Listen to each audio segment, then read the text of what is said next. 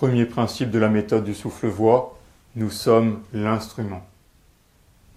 L'un des principes de base du souffle-voix consiste à envisager le chanteur comme un véritable instrument par lequel la voix est émise.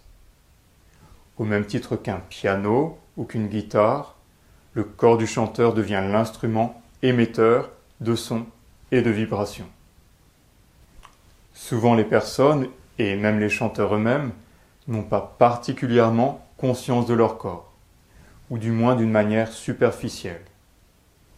En connaissant votre instrument, vous découvrirez votre espace intérieur. Cette exploration étant le gage d'une maîtrise à la fois vocale et respiratoire. Donc, au même titre que les instruments, nous devons intégrer différents éléments. Tout d'abord, le corps répond à une forme bien définie. Il s'agit d'une construction avec des parois, des angles, des espaces qui doivent répondre à une géométrie bien précise. Par la forme que l'on confère à notre corps, celui-ci devient à la fois plus stable et dynamique et pourra contenir les sons qui seront émis en utilisant une pleine voix.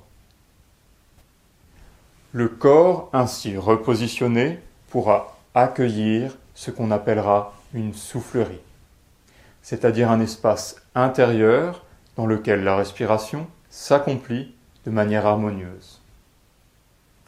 Le chanteur pourra alors explorer des espaces de résonance qui donneront à la voix des couleurs nouvelles. Ainsi, par la maîtrise de son instrument, le chanteur trouve, premièrement, une structure à la fois verticale, stable et énergique. Deuxièmement, un souffle calme et intense qui circule de manière toujours plus cohérente. Et troisièmement, une voix riche et vibrante du fait de l'harmonisation et de la libération des obstacles du corps. Vous pouvez dès à présent faire un exercice très simple.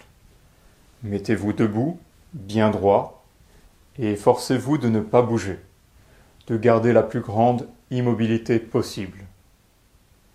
À partir de là, commencez à respirer. Et vous verrez activer la respiration et maintenir la plus grande immobilité est parfois peu évident. Mais progressivement, vous pourrez démasquer les moindres petits mouvements et maintenir une stabilité toujours plus grande.